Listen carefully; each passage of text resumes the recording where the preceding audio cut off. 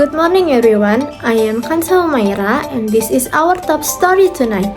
Heavy rainfall across North Sumatra has caused flooding in several parts of Sibolga city.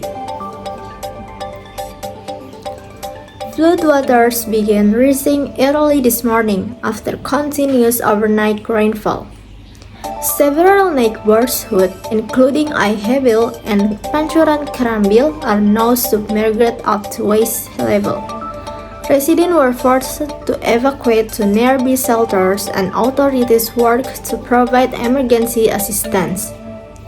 Local disaster teams are currently clearing blockade drainage lines and distributing basic supplies, while the transportation across the city remains limited.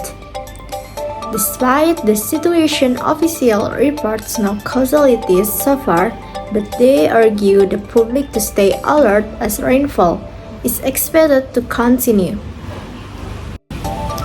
That was today's brief update on the Sibolga floods. We will continue to monitor the situation. Stay safe and stay with us for further developments.